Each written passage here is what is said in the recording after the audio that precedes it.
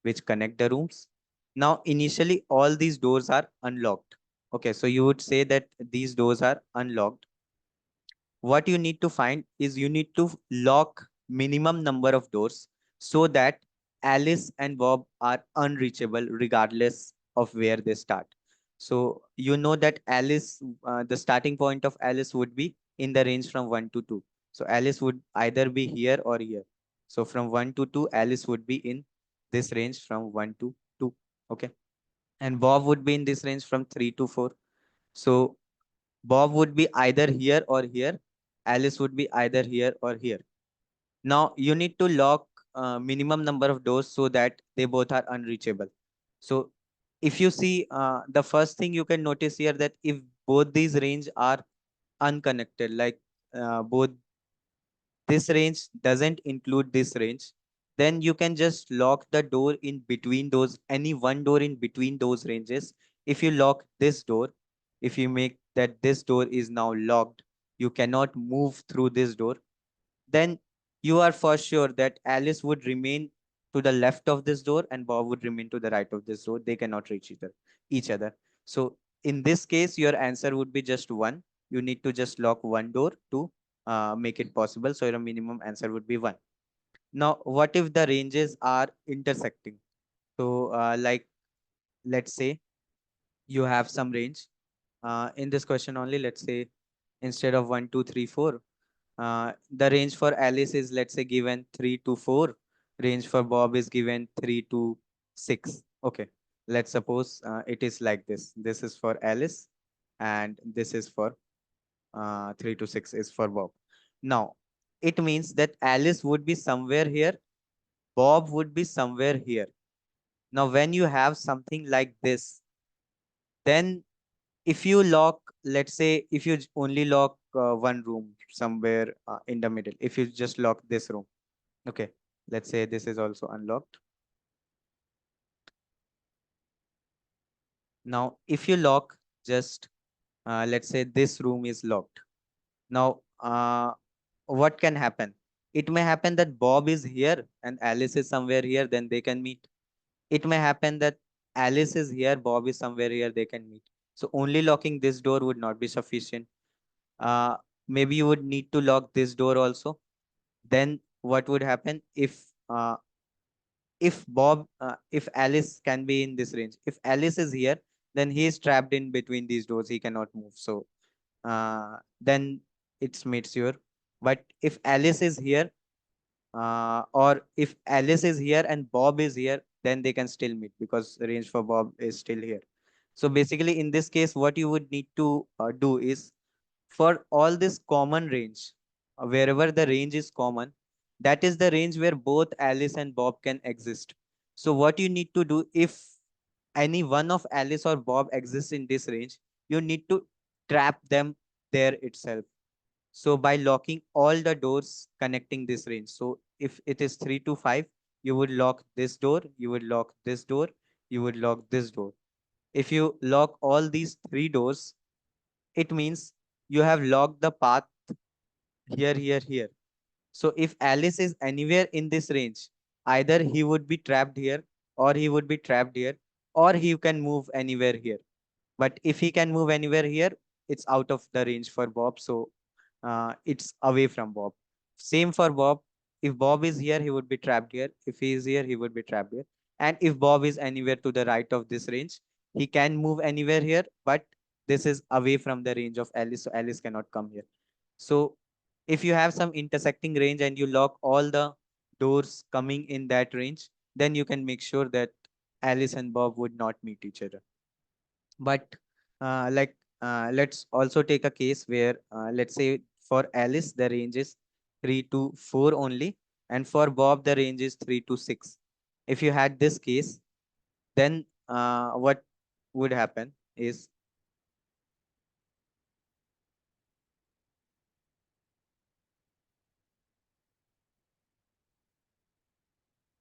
okay, so if you have something like this, then Bob can be anywhere in this 3 to 6 range. Alice can be anywhere in this 3 to 4 range. Then if you take the intersection of them, it is 3 to 4. 3 to 4 is the intersection of them. Then you would say you would need to lock this door, and this door, all these three doors, uh, which are coming in this range to avoid them. But actually, if you look at this door, you don't need to lock this door to make sure that if you keep this door unlocked only, still you can, by locking just these two doors, you can see if Alice is somewhere in this range, he can move here. But if Alice is here, Bob cannot be in this door. So Bob would be somewhere in this range only. And if Bob is here, it means Alice cannot be in this range, then Alice would be here either. So what we can see, if the starting points are same, then we don't need to lock this left side door to the left of 3, because nobody is going to be to the left of this. But if the starting point for Alice was 2, then we would have to lock this door. Otherwise, if we don't lock this door, then Alice, you can say that Alice can be here, Bob can be here, and then they can meet if this door is not locked. But if both the ranges are starting from 3, then you don't need to lock. So you basically need to take the intersection of them. If the intersection is 3 to 4, you would lock all the doors in between those. If intersection was 3 to 5, what you would do? So all, if this is 3, 4, 5, you would need to lock all the doors in between the, and for the side doors, that is the door to the left of 3 and door to the right of 5, you would have to check whether you need to lock this door or not. And how can you check? If either Alice or Bob has a range before this, then you would have to lock. If Alice or Bob, either of them has a range after this, then you would have to lock. Otherwise, not. So your answer is basically, if you take the intersection of the two ranges, if in the intersection it's 3 to 5, 3 to 5, difference between them is 5 minus 3 equal to 2. It means you would have to lock two doors in the middle, definitely. So 2 is going to be your answer. In your answer, you're going to store 2, definitely. And then just check this left side door and right side door. If you need to lock this left side door, add a +1. If you need to lock this right side door, add a +1. And just return your answer. Sir, And if please the repeat this. yeah, so what I'm telling, Sir, that, yeah. excuse me, sir. Sir, basically uh, the part of intersection, the previous example I understood, but in this example, sir, is this only case where the starting points would be same, or it's the general one where we need to take intersection in general? Uh, so like for any of the ranges, you would have to just take the intersection of both of them. And when you take the intersection, it can be like two cases, you can say. One is when the intersection is just nothing. Both of them are non-intersecting. In that case, if the intersection is nothing, you would just return 1. You just need to lock any door in the between. And if they are intersecting, then what all can be? Like you can have a range like this and like this. This can be a way of intersection. You can have two ranges starting from the same point. This can be a way of intersection. Or you can have two ranges ending at the same point. This can be a way of intersection. Or you can have one range inside another range. Like uh, if you think of the cases, what all cases for the intersection can be? One is where both of them are not intersecting, then you would return 1. If they are intersecting at some common point and there is something to the left and right, this can be a case. Or if one range is completely inside the other range, like in all these three Got it, sir. cases, one range is completely inside. But here also, like one range is completely inside still, both of them are starting at same point or ending at same point, or neither starting nor ending at same point. So like for all these cases, either you can do separately for all these cases, or what I did is I combined these cases. Like for this case, you would just say, if inside the intersection there are, let's say, x number of doors, your answer would be x minus 1. Because if the range is 3 to 5, it means this is 3, 4, 5. Then you would have to lock two doors, definitely. Like here it would be x plus 1. Along with that, you would have to lock the side doors in this case. So inner doors would be 2. If in this range you have 3 uh, rooms. So if you have x rooms in the intersection, your answer would be x plus 1 for this case. because you would have to take the side doors as well, because the range is extending here. So you would have to lock Sir, this and this door also. Yeah, sir, what about the case for 1, comma 2 and 2, comma 3? 1 comma 2 and 2 comma 3. Again, it's intersects. It is like this case only, you can say its intersection is, this is 1, this is 2, which is the intersection, and 3, which is uh, like not in this. So it's the first case only. Its intersection would be 2 comma 2. Okay. Like, is it clear? For 1 comma 2 and 2 comma 3, its intersection would be 2 comma 2. 2 comma 2 would be the only room which is in the intersection. So you would have to lock the left of 2 and the right of 2. Both of them you would have to lock to ensure that they cannot reach each other. Like, it's clear, or do you need more explanation why? Yes, sir, clear. Okay. So basically there can be only these cases of intersection. So for this case, your answer is going to be x plus 1, where x is the number of rooms in the intersection. Here 1 comma 2 and 2 comma 3, number of rooms in the intersection was just 2. Just one room, which is 2. So your answer would be 1 plus 2, which is 2. These two doors you would have to lock. Okay. Now, if you look at this case, the second case, where the starting points are same, then in this intersection, if you have x number of rooms in this intersection, then you would have to lock this door, but locking this door is not required because there's nobody to the left of this. So you would have to lock if there are like, let's say 3 rooms in this intersection. If there are 3 rooms in this intersection, you would have to lock this door, and this door. So you would have to lock x doors in this case. Same for this case where the ending point is same. You would need to lock this door, but locking this door is not required. So again, you would have your answer as x. And for this case, like this and this are, you can say, same. You would have to lock this door also. So its answer would be x plus 1. Like, one case which I didn't cover is when both the ranges are the same. When both ranges are exactly same, this and this are not required. So your answer would be x minus 1 here. So instead of taking these cases, what I'm telling is just take the intersection. If your intersection is x, say your answer is x minus 1, which are the middle doors that you need to lock definitely. Then just check for both the side doors. So if it is this case, it means if there is nothing to the left, you don't need to lock the left side door. And if there is something to the left, you would have to lock the left side door. Same for the right side. So check the left and right side, add a plus 1 if you need to lock, and then you can have your answer. And how you would check whether there is something to the left or right? First of all, how would you take the intersection? If you have some range, one is L to R and other range is capital L to capital R, how do you take the intersection of these two ranges?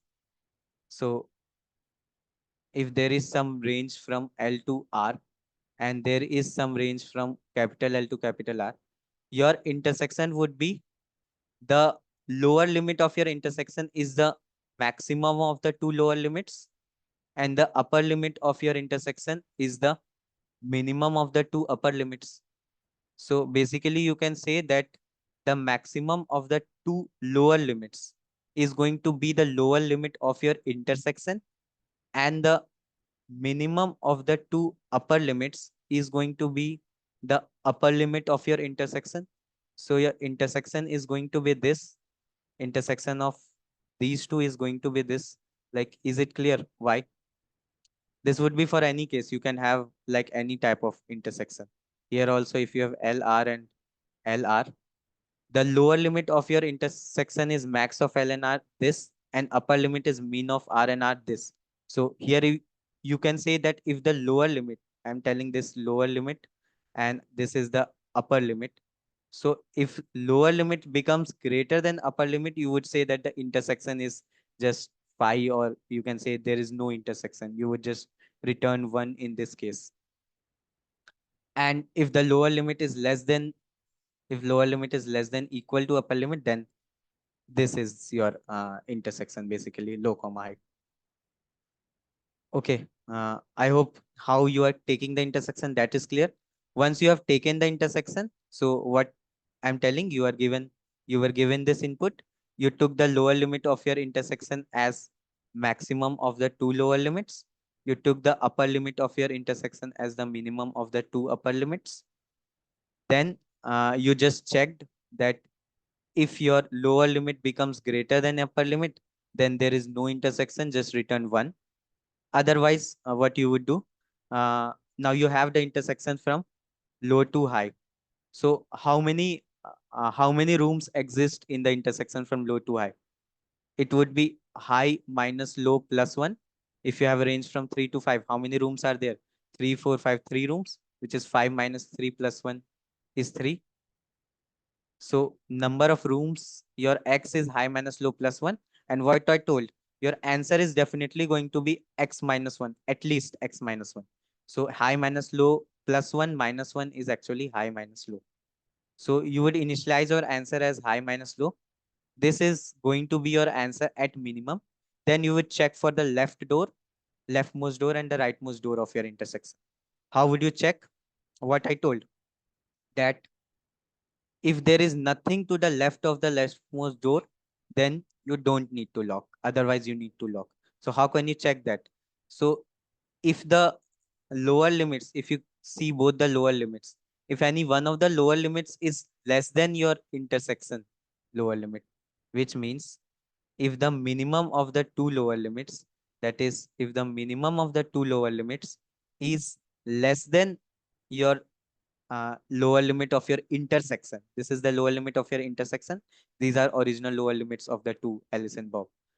If minimum of them is less than your lower limit, it means there is something to the left of low.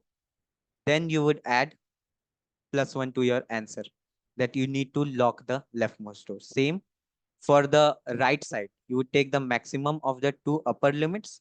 If that is greater than your upper limit of your intersection, then you would add your plus plus to your answer, that you need to lock the rightmost door. So basically this is going to be the, you can say the pseudocode, what you need to do, calculate low, high, and then just if low is greater than high, return 1, otherwise calculate like this. So you can just see the code. I've done this only. So I took the input LR. Your lower limit of your intersection is max of both the lower limits.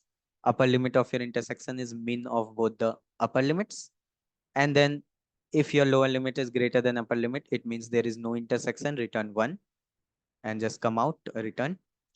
Otherwise, you would say your answer is high minus low. This is going to be your answer at minimum.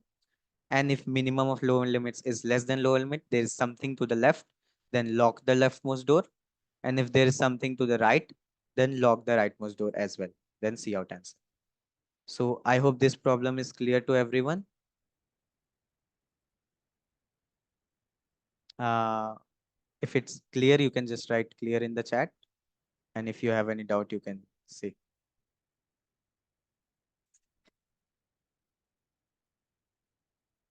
Okay, so I think we can move to the C problem now. So in problem C, again, we have Alice and Bob who have n items they'd like to split between them. So they decided to play a game. All items have a cost and the ith item cost AI. Players move in turns starting from Alice. Okay, so here you are given an array, and where every item, the array denotes the cost of every ith item. And then Alice and Bob would play a game with those items. In each term, the player chooses one of the remaining items and takes it. The game goes on until no item. So in every turn, either Alice or Bob, they would alternatively make turns and they would pick up any one item. Now, let's say A is the total cost of items taken by Alice and B is the total cost of items taken by Bob. The resulting score of the game then will be equal to A minus B. So basically your resulting score is the total cost of items taken by Alice minus the total cost of items taken by Bob. So Alice wants to maximize this score. Bob wants to minimize this score. Basically, it's A minus B. So greater greater the A is and smaller B is, more the difference between A minus B would be. So Alice wants to maximize it. It just means Alice wants to take more cost in his uh, he wants to maximize A basically, and Bob wants to minimize this. So if Bob maximizes B, he would be able to minimize A minus B. So basically, they both want to take more costlier items, and that's what greedily they would do. But the game will take place tomorrow, so Bob can modify the cost a little. He can increase the cost AI of several, possibly none of all items by an integer value. Okay, so this was pretty easy. So what in the question is told that before starting the game, Bob would modify the array a little bit. What he can do, he can increase the value of some items by some increase by some value. However, the total increase must be less than or equal to k. So he can make an increment of at most k among the sum of all the increments that he makes. Otherwise, Alice may suspect something and note that Bob can't decrease the cost. So he cannot decrease, he can only increase. What is minimum possible score Bob can achieve? So let's take the let's take the third test case and try to analyze what we need to do. Okay, so here we are given that n is 4. Here we are given that n is 4, k is 6, and you are given this initial array of size n. So k is 6, it means Bob can make 6 increments in this array before starting the game. Okay, so we will see what increments Bob can make to maximize his chances of winning, basically maximize his score basically. So let's say k is 0. Okay, he doesn't make any changes. Or after making the changes, you obtain this array 1, 3, 2, 4 only. So before making the changes, let's try to see what your answer would be, what your A minus B would be if both of them play optimally. So how can you compute this if you're not given, if every time you're given k equal to 0? How? First, let's try to analyze how can you calculate this. Your in the optimal play, what would your A minus B be? So basically, Alice is trying to maximize this value and Bob is trying to minimize this value. Okay. So what would Alice try to do? He would try to take greater values to maximize A, and Bob would try to take greater values to maximize B in order to minimize A minus B. So basically, both of them would try to take the greatest value. It's quite simple. So if you sort this array, Alice would start first. So if you sort this in decreasing order, 4, 3, 2, 1, Alice would pick the greatest element. This would go to Alice. Then this would go to Alice. Then Bob would pick the greatest among the remaining. This would go to Bob. This would go to Alice. This would go to Bob. So basically, you can just understand that greedily it would be just sort the array in decreasing order, and then Alice would take the alternate values and Bob would take the alternate values. It would be like this only, always. So what would be your final A minus B is going to be?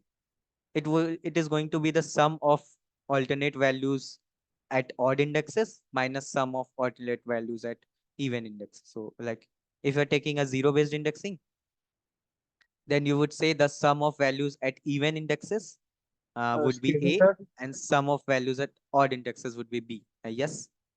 Sir, actually, I have one doubt. The point is that when we are doing this A minus B, so sir, won't we do the thing that we would check that if A minus B is like less than K, then B can make it zero. Like the I'll Bob can come to make K. this. Yeah. Okay. I'll Okay, sir. come to Okay. K. I'm only analyzing when you don't have Okay, sir. to do anything like K is Okay, 0. sir. I'm only explaining that. I'll come to K. So in this case, you can understand when you have the final array, then your A minus B is just going to be sum of values at even indexes minus sum of values at odd indexes. That's what it's going to be. So your like final answer, A minus B, you can say your answer is just going to be sum at odd indexes minus sum at like sum at even indexes if you are taking zero based minus sum at odd indexes. That's your that's what your answer is going to be. Now, what you need to do in the question is you are given some k. So what Bob can do, Bob can modify this array in a way so that he can reduce this final answer. He would modify this array so that he can reduce this final answer. So how can he modify his array so that he can reduce this value? The sum at even indexes minus sum at odd indexes in the sorted array. Like this is the case. You have to first sort the array and after that in sorted array. So like if you try to like look at this again, if you have some sorted array 4, 3, 2, 1, then what is this value? The sum at these alternate indexes minus sum at these alternate indexes. It's basically difference between these two, difference between these two plus difference between these two. Likewise, for even case, for when n is even, it's different between these two, difference between these two. So either you can say sum at even indexes, which is 4 plus 2 minus 3 plus 1, or you can break it and write it 4 minus 3 plus 2 minus 1. You can write it like this also, plus minus plus minus. So basically you can take the difference between first two, difference between next two, difference between next two. And if you have odd number of values, then if you had let's say a one more one here, then you would just add this one. There would be nothing to subtract because Alice is going to take this one and the game would end. So you are just, so what can Bob do is Bob would try to minimize this score, the difference between this, and he cannot do anything. If it is an odd, uh, if it is an odd sized array, he cannot do anything with this last smallest value. Alice is going to pick it and add to the value. He cannot do anything. But he can change these differences by increasing the values. So if he increase this 3 to 4, he can make this difference 0. If he increase this 1 to 2, he can make this difference 0. So with every increment, so before your answer was 4 minus 3 equal to 1. By incrementing this, he reduced the answer by 1. Before your answer was 2 minus 1 equal to 1. By increasing this, he reduced the answer by 1. So he can reduce all the differences between two consecutive values till 0. So in k moves, he can reduce the answer by k up to 0. He would not make the answer negative. He cannot make the answer negative, but he can make the answer to 0. Like if you would say, what if he increases this 4 to 5? You can have 4 minus 5 equal to minus 1. No, because once you increase this 4 to 5, this 5 would come before 4 in the sorted order. So Alice would pick 5 and Bob would pick 4. So your answer would become 5 minus 4, 1, not minus 1. So he can reduce the difference up to 0, not less than 0. And if there is an odd case, he cannot reduce the last value. So what you need to do is just calculate your answer for your initial array. So for your initial array, for this array, you would sort this array 4, 3, 2, 1. Calculate your answer. Difference between these two is 1. This is 1. So 1 plus 1, 2. 2 would be your answer if there are no k. If k is 0, then your answer would be 2. But since you have 6k, you can reduce this answer from 2 to 1 and 1 to 0 in 2 moves. And you still have more moves. You can just ignore those moves, just perform these 2 moves and reduce this. And if you, let's suppose you had k equal to 1, then you can already reduce your answer by 1. So it would be 2 would be reduced to 1 would be your answer. Here, if you have k greater than 2, then your answer would be 0. So basically what you need to do is calculate your initial answer.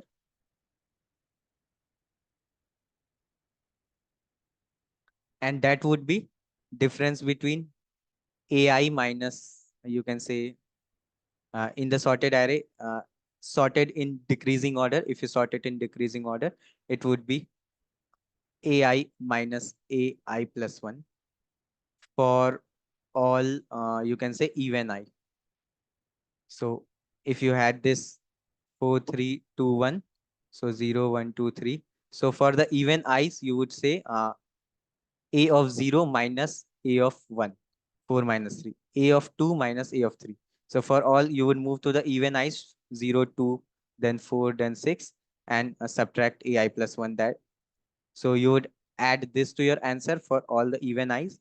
Uh, and then whatever answer you get, you would subtract that answer with k or 0, whichever is maximum. So if subtracting it with k makes your answer negative, then you would keep it till 0. This would be your answer, but this would be your answer for the case of even. When n is even, your solution would be this. But when n is odd, then let's suppose you have this test case where you have 5, 4, 3, 2, 1. Here you let's say you have k equal to 3. Then if you compute like this, like just take the difference, this is 1, take the difference, this is 1, just add this 1. You would say your answer is 3, and you can use 3 operations and reduce 3 minus 3 to 0. But actually you cannot make it 0. How would you make it 0? You increment this to 5, you made the difference 0. Increment this to 3, made the difference 0. But can you avoid this 1? No, you can't, because there is nothing in pair with this. So this 1 is definitely going to come into your answer. Alice is always going to pick this. So you cannot reduce your answer below 1. So what you can do in the case of odd, just take the smallest value separately. So calculate your answer, ignoring the smallest value with the above logic, and then add the smallest value to your answer. Add a0 to your answer if it is an odd value. So just do this algorithm, that for every even I, calculate this, and then take your answer as max of answer minus k or 0. And then if your n is odd, then just add plus a, the last element, to your answer. Okay. So I think the logic is clear. We can look at the code. So what I did, I took the input and then sorted it in decreasing order. And then I run a loop for every even I plus equal to 2. So ignoring the last index. So I'm only running till n minus 1. So if it is an odd case, I would not run my loop for the last value. And if it is even case, then anyways, the last value would be a odd index. So it would not go to that. It would only go to even. That's why I'm taking the condition of loop as I less than n minus 1 in this way, and then answer plus equal to ai minus a of I plus 1. So this way I computed my answer initially. If we don't perform the operation, what should my answer be? And then if you perform k operations, you can reduce your answer by k. But if reducing it by k, it becomes negative, then take 0. So answer is max of 0 or answer minus k. And then just check if n is odd, then add the last element to your answer and print the answer. I hope the logic for problem C is clear. If you have any doubts, you can ask.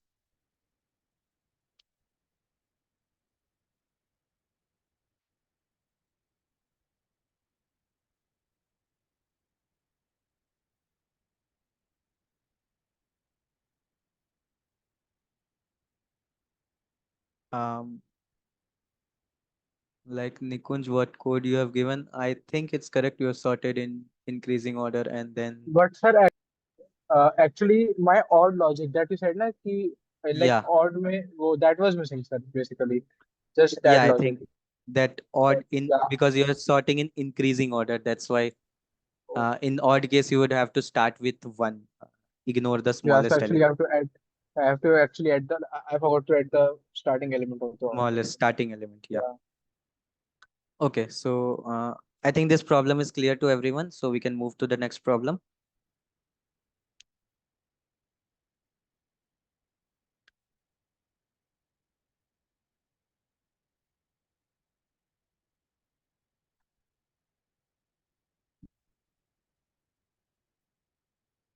Okay, so problem D, we have that there are n cities located on a straight line. The cities are numbered from 1 to n. Portals are used to move between cities. There are 4 colors of portals: blue, green, red, and yellow. Each city has portals of 2 different colors. You can move from city I to city J if they have portals of the same color. What we are given is there are n cities and every city have some portals. So basically every city is assigned 2 colors. So there are 4 colors. Among them, 2 colors are assigned to every city. City has portal of 2 different colors. It just suppose that every city is assigned 2 colors. You can move from city I to city J if they have portals of same color. So basically between 2 cities, both of the cities have some 2 colors assigned to them. If even they have one color in common between them, if they have same color, if any one of the colors match in between those 2 cities, then you can say that the 2 cities are connected. You can move from city I to J. And if both of the colors are different, then you would say you cannot move. You can move from blue red to blue green because blue is common here. Okay, so and the cost of this movement would be mod of I minus j coin. So if it is the index of the city is I and the index of other city is j, then the difference between those two would be the cost, or would be the number of coins it would cost to move from city I to j. Your task is to answer Q independent queries, calculate minimum cost to move from city X to city Y. Okay. So basically you are given n cities. So this is n, and for every city you are given 2 colors assigned to every city in the form of BR, BR, GY, GR. So like this. So there can be only 6 combination of colors because there are 4 colors. And if you pick any 2 colors, there can be 6 ways to pick 2 colors among 4 colors. So these are the 6 ways you are already given, either BG, BR, BY, or GR, GY, RY.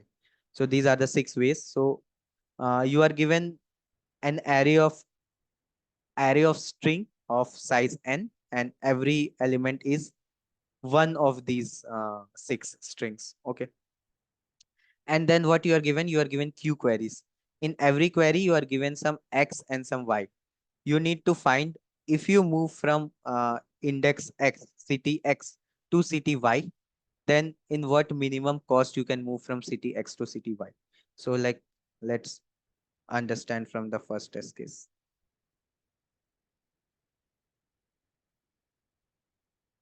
Okay, so here if you see, you have 4 cities. Let's say this is city 1, this is city 2, this is city 3, this is city 4. Now every city is assigned some color. So the first city is assigned the color B and R. Second city is assigned the color blue and red. Third is also assigned green and yellow. Fourth is assigned green and red. So this way every city is assigned some color. Now what you can say is, you can move between any 2 cities if they have a common color. So let's see what all movements are possible here. Let's make like a graph so to understand what all movements are possible. So from 1, it has blue and red. You can move from 1 to 2 because they have blue in common. So you can move from 1 to 2. Now 1 and 3 have nothing in common. It is blue and red. It is green and yellow. They have nothing in common. You cannot move between them. If you look at 1 and 4, they have red and red in common. So you can move from 1 to 4. Okay, now let's look at 2. You can move from 2 to 1. Now from 2 and 3, you have B, R, and G, Y. Nothing is common here. You cannot move from 2 to 3. If you look at 2 and 4, you have red and red common here. So you can move from 2 to 4. Okay.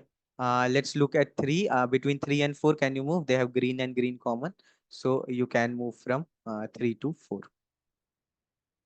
So you can see like these are the only connections possible in this graph, you can say. So this is the city you are given, and this is the network of cities you are given.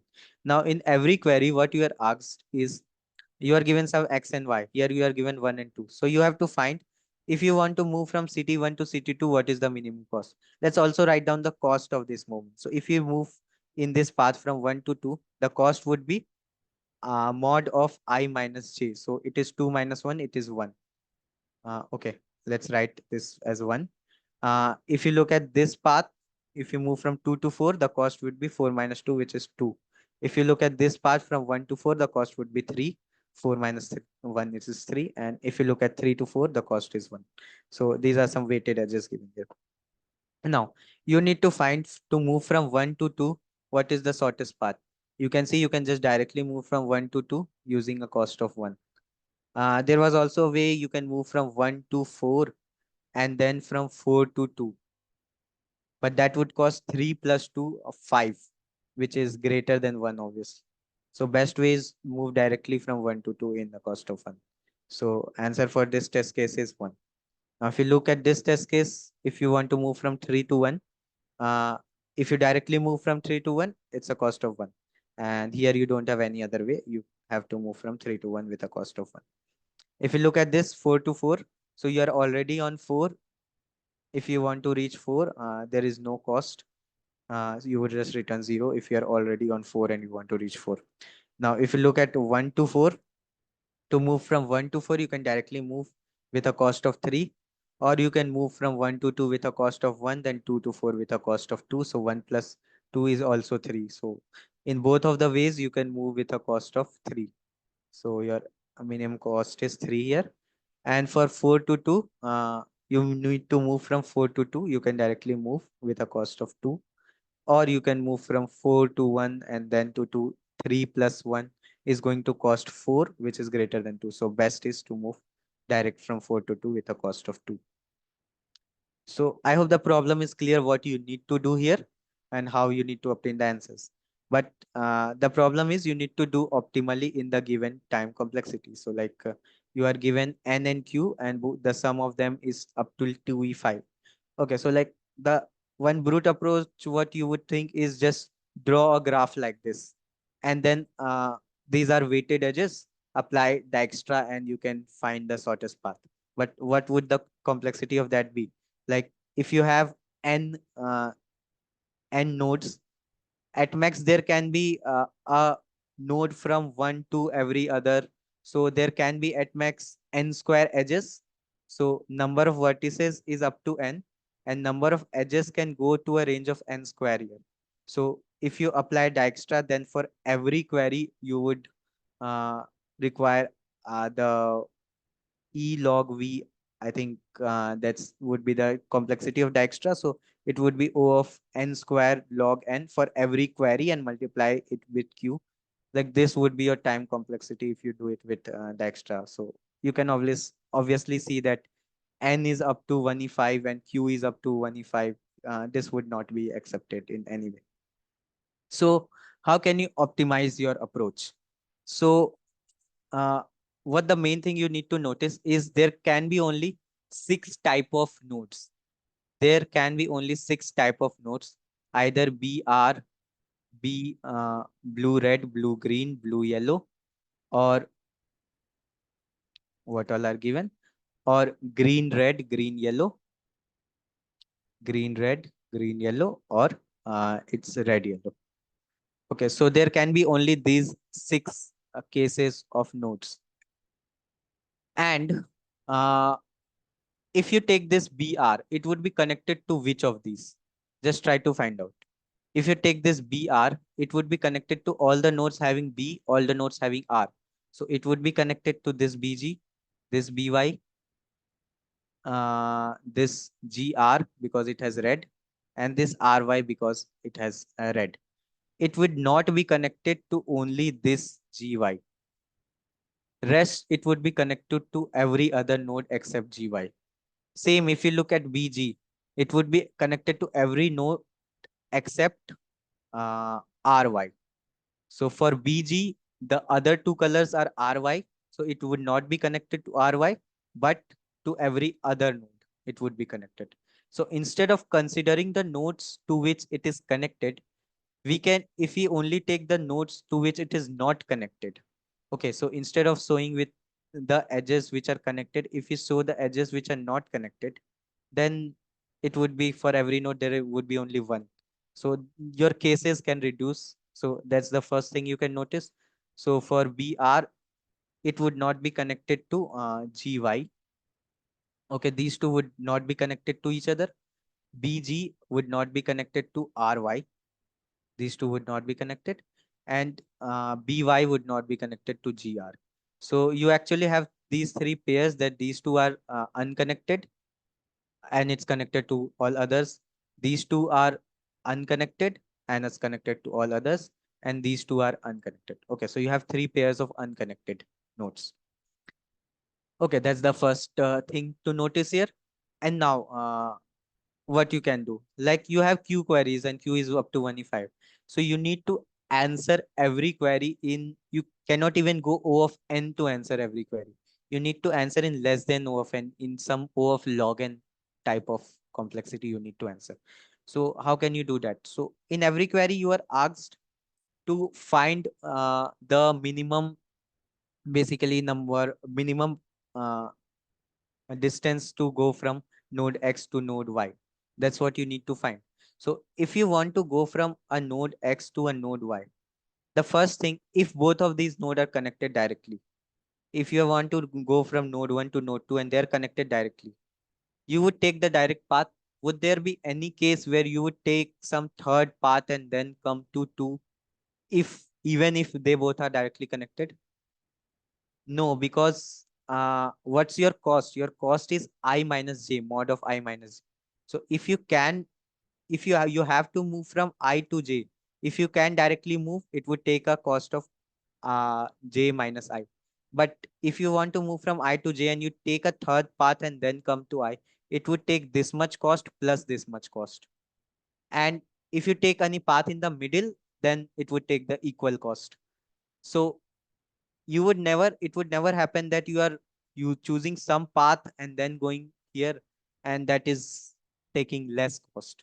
You can understand that because the costing is I minus j. You have to move from I to j. At least the difference between I minus j has to be your cost in any way, whatever, however you move. So if there is a, if the two nodes X and Y are directly connected, you would directly move from X to Y. So that's the first thing. Now, if the two nodes X and Y are not directly connected, let's say you had to find between these two.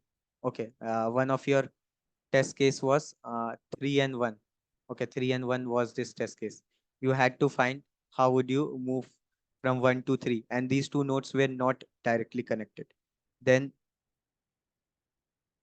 okay, I had written wrong here. It was not 1. Between 3 and 1, if you have to move from 1 to 3, you don't have an edge directly connected connecting 1 and 3. So what you can do, you can maybe move from 1 to 4 and then from 4 to 3. In this way, 3 plus 1 equal to 4. With a cost of 4, you can move. Or you can take this path, 1 to 2, 2 to 4, and then 4 to 3. 1 plus 2 plus 1 equal to 4. In this case also it would be 4. So your answer here was 4. Okay. Now, what the thing I want you to notice is, if you have to move from X and Y and they are not directly connected, then you would go from some third node to reach there.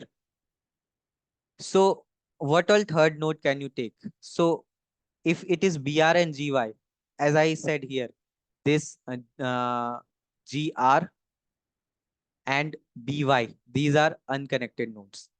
So if you have unconnected node, then you know what third node can you choose? You can just choose any among these remaining four. All of them would be connecting these two, because these two are, there is only one node to which this BY is not connected, that is GR. It is connected to all other nodes.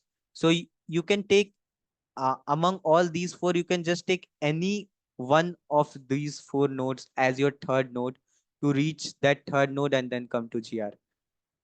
So basically, if these two nodes are not connected, then just remove BR and GY.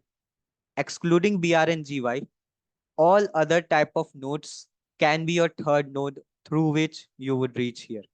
So which the third node you would pick to be the optimal.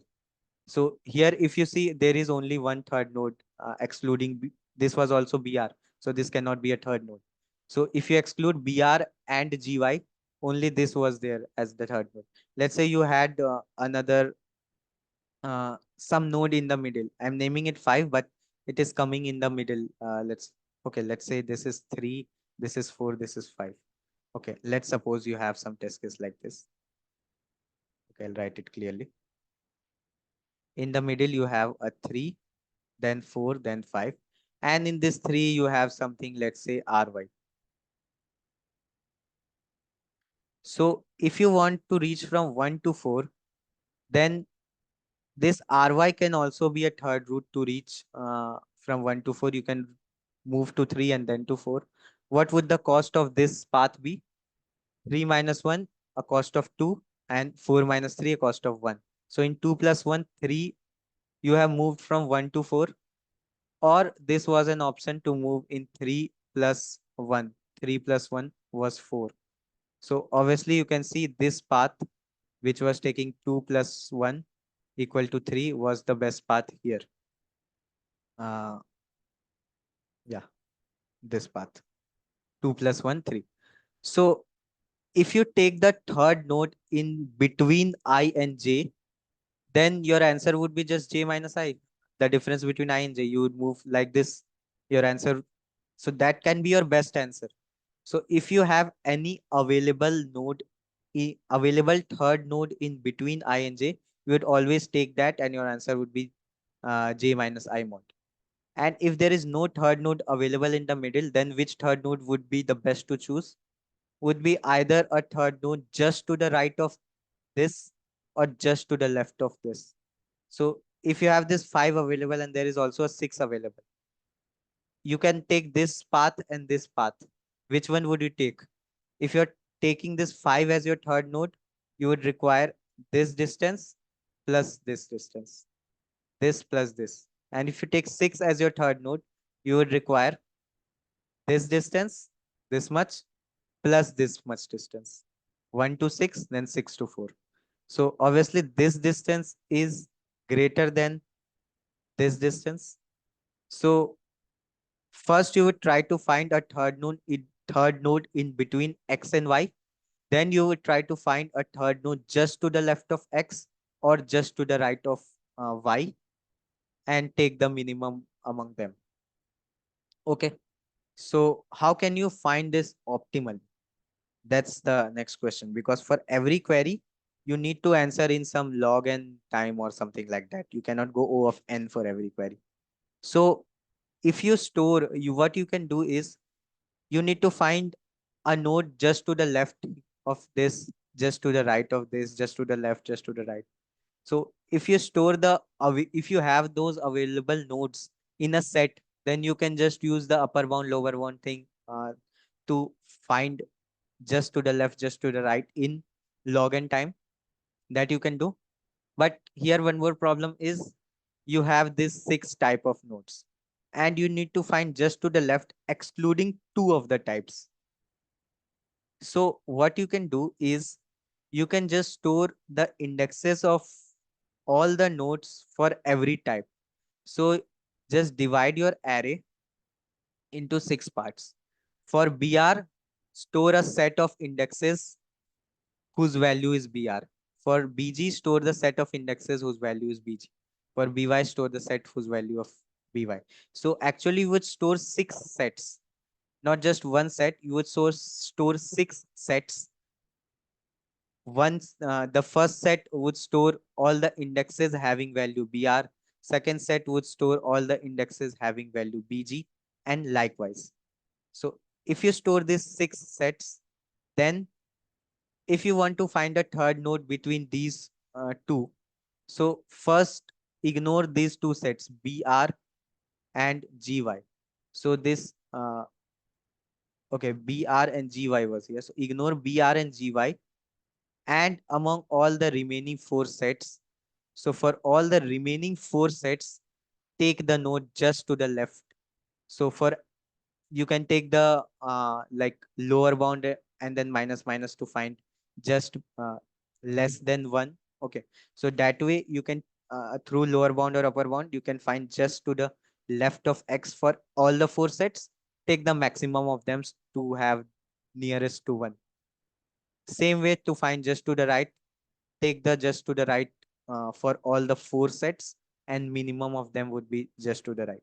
So that way, by storing these 6 sets, then applying the upper bound or lower bound to 4 of the sets, you can find the third node through which you can get the minimum distance. So this is the overall logic. So like for this, what's your time complexity would be? So for every query, you are basically doing finding upper bound or lower bound for 4 of the sets. So 4 times log n it would be 4 times log of the size of set would be at max n.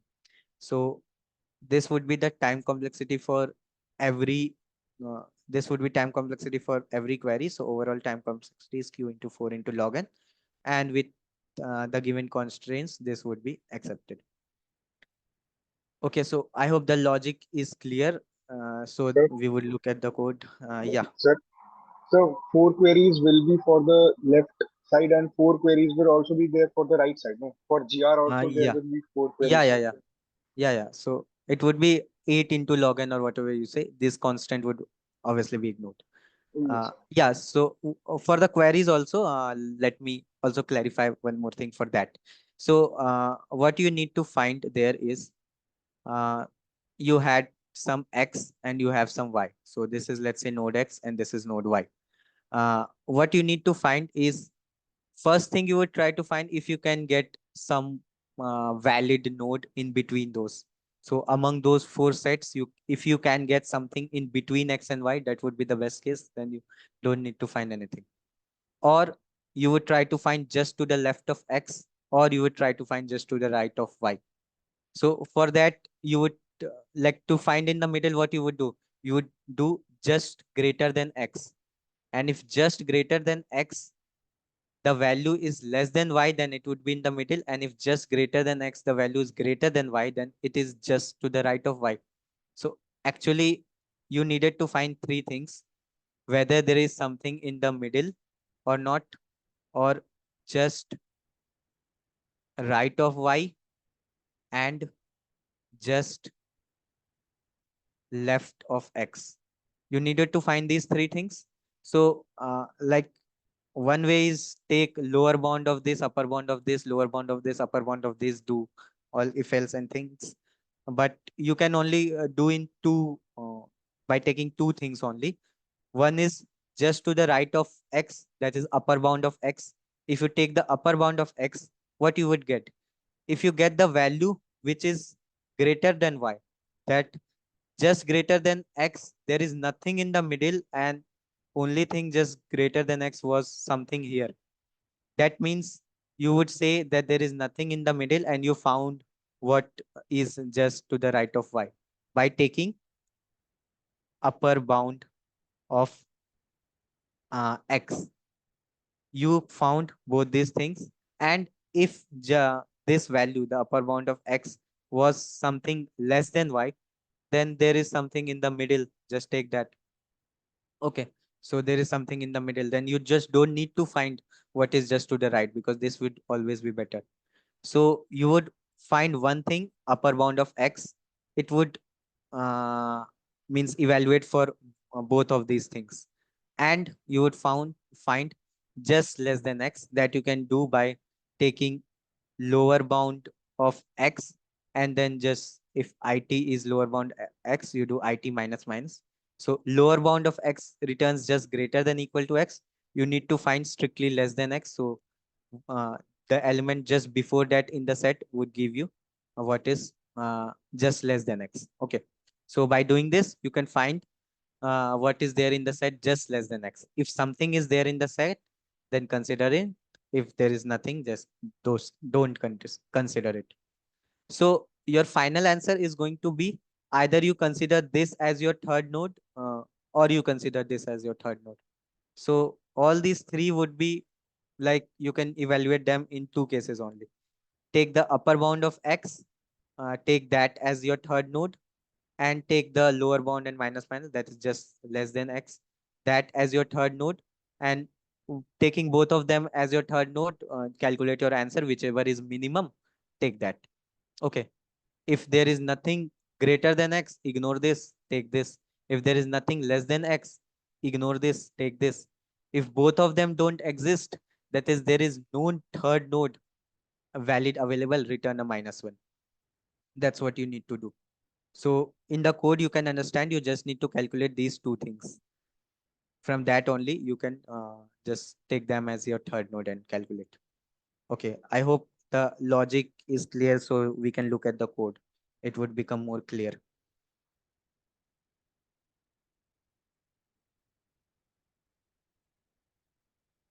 Okay, so let's look at the code. So what I did first is I have to take basically 6 sets, or I just took 6 vectors only because I have to only store indexes. So what I need to do is in this MP, what I'm doing is I need to store all the indexes where BR is occurring, all the indexes where BG is occurring, all the indexes where BY is occurring. So either take the set of all these indexes, then you in every query you can do in log n, or you can store in the vector only, because I'm moving from smallest to greatest index while filling up these up. This vector would be sorted. So in sorted vector also you can use upper bound and lower bound in log n time. So either take vector or set, it would be the same. I have taken a vector here. So what I'm doing here basically is that I have named them. This is 0, this is 1, this is 2, this is 3, this is 4, this is 5. So I have mapped these 6 value with 0, 1, 2, 3, 4, 5. That's what I did first. And then I took a vector of vector where my, so I have named as a MP. So MP0 is my vector for BR. MP1 is my vector for BG, and likewise. So I have taken a 2D vector. So a vector of vector, this is actually a vector of vector, you can see. So a vector of vector MP of size 6. So there are basically 6 vectors. Okay. And then I have mapped it like this. 0 index, I have BG. At 1 index, I have this. So this is my mapping. Vec of I would represent my mapping. And then I run a loop I'm basically traversing to every value in my array.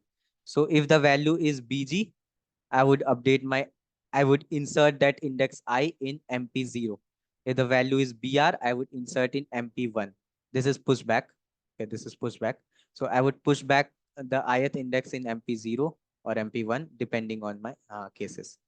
Okay, so I have formed these 6 vectors, and uh, okay, so this way I have formed these 6 vectors through which I'm going to search for my indexes. Okay, I've grouped the indexes in between these 6 vectors. So that's what I did first. Now, I would answer all the queries. I can answer the queries now. So I took this I and j. It is actually x and y in the question. I have taken I and j here. In the question, it was mentioned x and y, no problem in that. And it was 1 based indexing, but here I have used a 0 based indexing. So I did I minus minus j minus minus to just convert my given I and j to a 0 based index. So it's more comfortable. Okay, just that.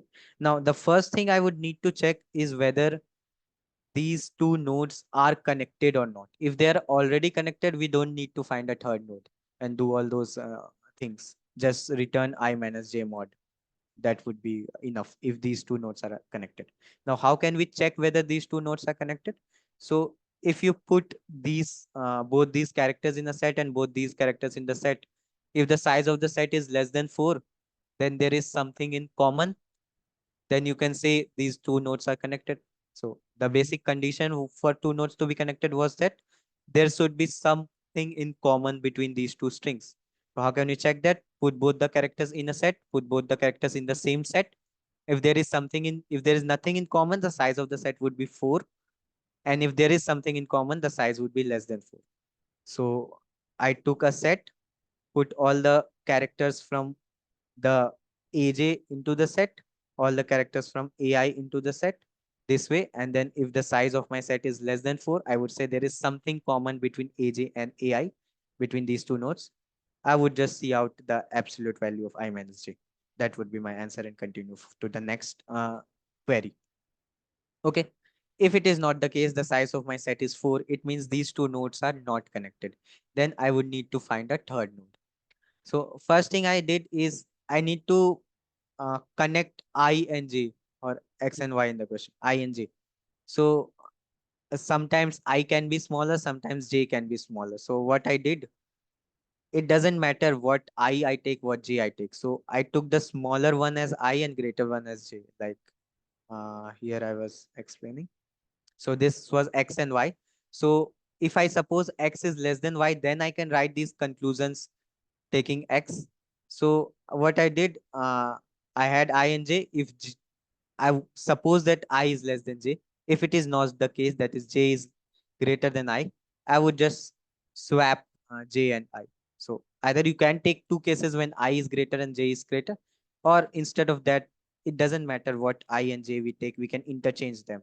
So if J was greater, I just swap them so that always my J is greater and I is smaller. So if J was smaller, it was not the case that I is smaller, then I swap them. So now I know that I is my smaller value index and J is my greater index. Now, what I need is just to the left of I and just to the right of I. So just to the left of I took -1, as if I don't find anything, it would remain -1. And just to the right of I took n. Indexes are from 0 to n minus 1. So if I don't find anything to the right, it would remain n. Okay. And then I would move to all those 4 sets. So my string would be vec of k. So here I did the mapping. So we would iterate from 0 to 5. So for every 0, that is, we are iterating through this string, basically. So we are iterating through this vec of I. And if vec of I is my string, and if this vec of I is either equal to AI or equal to AJ, then we would continue. So we would ignore these two nodes, these two types of node, and continue with all the other 4 sets, all the other 4 vectors. So if any of these two occurs, we would do continue. Otherwise, we would take the lower bound of this MP of k is my basically my kth set, is my set for my current string. So in that, this all is just mpk dot begin, mpk dot end. So I'm taking the lower bound for this mpk vector, lower bound of I. So here what I was doing, I was taking this lower bound of x. So x is I and j here, x and y in my code is I and j. So I took lower bound of I, and if that lower bound is not equal to mp dot begin, I would do it minus minus, and then whatever it I get, L equal to max of L comma star it. So if there is nothing to the left of I, we would have my iterator, this lower bound, as equal to dot begin. So if it is equal to dot begin, then ignore it. There is nothing to the left. But if it is not equal to dot begin, then there is something to the left. What is to the left? It's it minus minus star it. This is to the just to the left of I. This value is there. So we would take the maximum value among all those 4 sets in L. If there is 2, 3 values to the left of I, what would be just left of I would be the maximum among those values. So in L, I took the max of L comma star it. This is to the left, and for the right, I would take the upper bound for MPK just to the greater of I. And if this upper bound is not MPK dot end, if there is something, then it won't be equal to dot end. If there is nothing, it would be equal to dot end. So if there is something, then R equal to min of R comma star it. So for R, obviously, we take the minimum to find just to the right of I. So this way I have calculated L and R. Then I would check if L remains -1, R remains N. It means there is nothing, no third node in the set which we can use. So we would see out -1. Else if L is -1, we would only consider the right. So absolutely, we would consider the R as my third node. So we would move from I to R and then R to J. So this would be my answer, absolute value from I to R, then R to J. If R is N, it means there is nothing to the right. So we will only consider L and take absolute value from I to L and J to L. If there is something to the left as well as to the right, we would take the minimum of taking L as the third node, taking R as the third node. Minimum of them would be my answer. I hope the code is clear and the problem is also clear. If anybody has any doubt, you can ask. Hello. Yeah. Sir, like I have what I have done is I have just sorted the strings and I have taken them into a map with the indices. Okay. And for every indices also I have maintained another map which contains strings. And Yeah. Okay. I'm iterating over the map. For the first query, right? The second query 3, 1. I'll get the string with the index 3 and I'll get the string with the index 1. And I'm Okay. iterating over the map and I'm checking, I'm comparing with the only strings which are not these strings. Yeah. And what I've done is I'm checking the minimum of these both numbers, and I'm checking the upper bound of that minimum number. Yeah, like this logic only, just greater and smaller. You have used maps instead of Yeah, vector. maps, but I Right. have got wrong on test case 2. Okay, you have got wrong. Then maybe there would be some fault in implementation part. Like mm, maybe I can look at it later. But I have But raised a doubt just on recheck Discord that. also. If you are free, please. Okay, I'll try. Maybe you can tag me there. Or Yeah. just once recheck your code, only you may find a mistake. Otherwise, just tag me. Maybe I can. Okay. Okay. Like this explanation is clear to everyone. Like, is there any other doubt in this?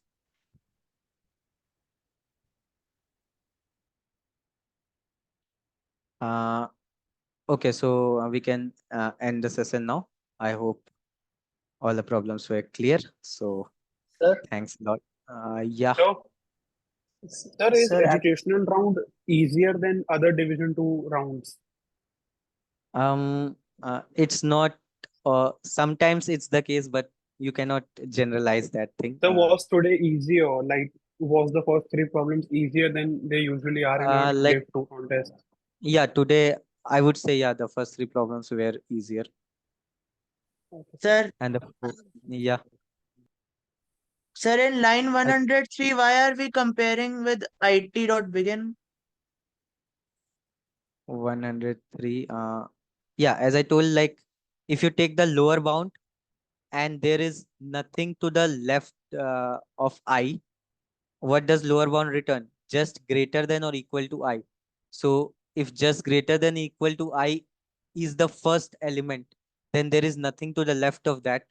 So if there is, if it is equal to dot begin, it means there is nothing to the left of I, then we would not do anything. If it is not, then we know that just to the left of I is it minus minus. That is the element just to the left of I. We would take that.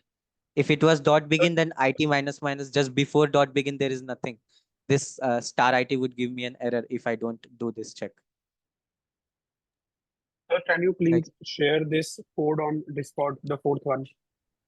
yeah, like the code would be shared when the video goes live. In the description, the code would be shared. You can see from there. And I would share it like properly, this rep and all. I would write the proper for loop and share it in the description of the video. You Okay. can see. Okay, sir. Okay. Okay. So thank you. We can end the session.